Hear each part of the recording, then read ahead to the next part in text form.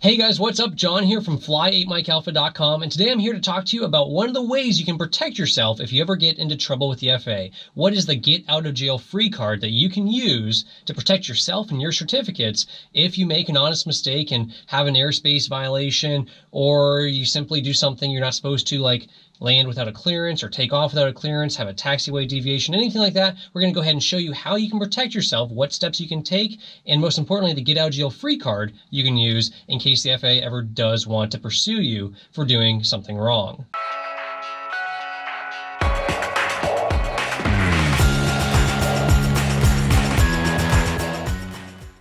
So what this video is all about is the NASA callback report system. So the ASRS report, you may have heard it called, NASA reports, callback reports, ASAP reports. You may have heard it called a lot of different things. You may have heard it called the get out of jail free card. Well, it is sort of a get out of jail free card. We'll talk about how that applies a little bit later. But first, what is the ASRS system? So the Aviation Safety Reporting System is run by a third party, NASA, what you know, to launch satellites and space shuttles into outer space. They actually run the Aviation Safety Reporting System. And the callback reports is their monthly newsletter of those reports where they compile a few interesting ones that were submitted to them and they send them out so we can see what other mistakes other guys are making or what other safety issues exist in the system. And this whole Aviation Safety Reporting System exists for just that, aviation safety. So the idea here is if you see something unsafe, like unsafe taxiways, unsafe markings on a taxiway or runway, unsafe issues with air traffic control, airspace issues, unsafe airplane issues, anything like that, as a pilot, you can go ahead and make a totally anonymous report on the ASRS system. Now, why would you do that? Well, first, to help improve aviation safety, which is very important. Secondly, if you make a report, like I said, it's totally anonymous. So NASA acts as a third party to de-identify the reports before they're sent over to the FAA to make changes and make safety improvements. So let's say you make a mistake. You're flying along and you're cruising along the coastline and you stray a little bit and you're below the Class Bravo shelf, all of a sudden you wind up in it. So you go ahead, you get a telephone number when you land from the tower, you're freaking out. Now they're going to call you, the FAA is going to get involved, they want to violate you or something.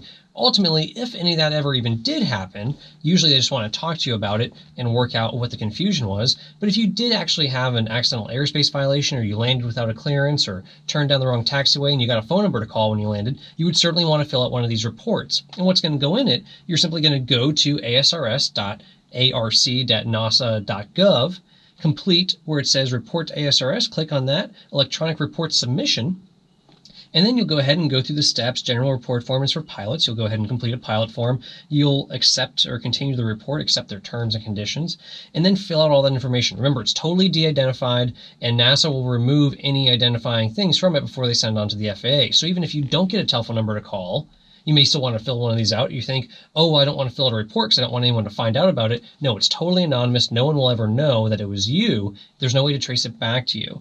So you'll fill this out with your information. And after you complete the narrative saying, hey, I was flying up the coastline, I got distracted due to radio chatter or due to malfunction with the fuel gauge, and before I knew it, I was off my heading, I got into Class Bravo airspace. Next time, I'll be more cognizant of that. I'll bring a safety pilot with me. I'll use GPS. Whatever steps you're going to take to not make that same mistake again, you put that all into the report, you submit it, and about 2 to 3 weeks later, NASA will mail you in the mail a nice little envelope, and it has the report ID number. I don't even bother to open those envelopes. I've got a stack of them because things do go wrong when you're flying and you want to fill out reports if you see anything unsafe that you could possibly help improve, or if you make an honest mistake or you think you may have made a mistake and want to protect yourself later on down the road. So you fill out the report, you get the report ID that's tagged to the report, NASA handles that information, and then the report goes on to the FAA without that report ID number. So there's no way to trace it back to you unless NASA gets involved, unless you have that NASA envelope in your hand, which you'll go ahead and file away for safekeeping later on. So you simply fill this out online, they mail you that little letter in the mail, you set that aside, it's great. If you do hear from the FAA or you were given a number to call from the tower, you talk to your aviation attorney, you're going to tell them, yes, you filed an ASRS report. If you haven't, they're going to tell you to go ahead and file one. You've got 10 days to do so from the time you become aware of the potential violation. Now, what does that mean? Well, maybe you're flying along, you go through that same scenario, you cut in the Class Bravo airspace, you don't get a telephone number to call, you didn't know you were even in it, But later on down the road, a month or 2 or 3 months later, somebody calls you or sends you a letter in the mail telling you that yes, your airplane actually did cross in the Class Bravo airspace. They had it on radar, they figured out it was you, and now they want to pursue that. They've upgraded to an investigation. Well, at that point, you want to go ahead and fill out one of these reports, and that will still protect you. What it protects you against, what this is as a get-out-of-jail-free card, the FAA has agreed to not ever use any of these reports to pursue violations against pilots. So what that means is if you fill out this report and you say, hey, I accidentally went through the Class Bravo airspace, they'll say, okay, it was an accident, it wasn't intentional, and what they'll do is they'll take that report. If they get all the way through to a pilot deviation action where they're actually going to pursue it and try to fine you or suspend your license for a certain amount of time, they can't penalize you in any way. Now, they can put it on your license or on your record that, yes, you did violate Class Bravo airspace, but there won't be any sort of penalties assigned to you if you complete one of these reports. If it's totally accidental and you didn't bend metal, you didn't actually have an accident, then these reports totally protect you. Now, even if you do have an accident, still a good idea to fill out one of these reports just to be on the safe side. Your aviation attorney will always tell you to do that. But that's how it acts as a get-out-of-jail-free card for you. If it gets all the way upgraded to where the FAA wants to pursue action against you, either in terms of fines or in terms of certificate action, suspension, revocation, things like that, this will protect you from that.